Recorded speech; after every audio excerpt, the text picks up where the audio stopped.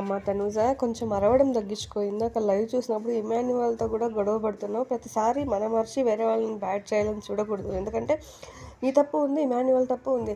అదే నువ్వు ఇమాన్యువల్ అని అంత గట్టి గట్టిగా వచ్చి అరిచే బదులు నాకు సార్ నీకు లాస్ట్ టైం కూడా చెప్పారు, నీ పాయింట్ కరెక్టే బట్ నువ్వు చెప్పే విధానం తప్పు అనేసి. సో అలాగే ఇక్కడ కూడా నువ్వు ఇమాన్యువల్ నిజంగా తప్పు చేశాడంటే నువ్వు చెప్పే ప్రీతి మార్చుకో, నిదానంగా చెప్పు. దగ్గరికి వెళ్ళి ఎందుకు అంతగా అరుచుకుంటూ చెప్తున్నావు, నిన్నే హైప్ చేస్తారనా? అలా చేయడం టూ రాంగ్.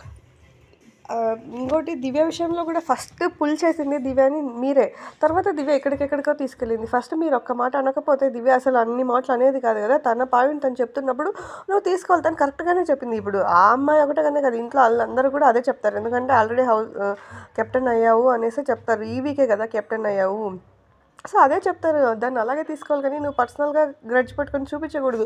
ఏమన్నా ఉంటే నువ్వు అమ్మాయి దగ్గరికి వెళ్ళి నువ్వు ఇలా చేస్తున్నావు అని చెప్పాలి ఆన్ ఫేస్.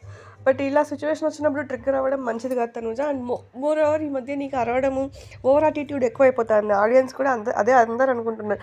విన్నింగ్ అయ్యే క్వాలిటీస్ అస్సలు కనపడట్లేదు. ఎందుకంటే క్యూట్గా ఉంటే విన్ అవ్వరు. లైక్ కళ్యాణ్ లాగా ఉండాలి. ఓవరాల్ 360 degrees కూడా మంచిగా ఉంటేనే విన్నర్ అవుతారు.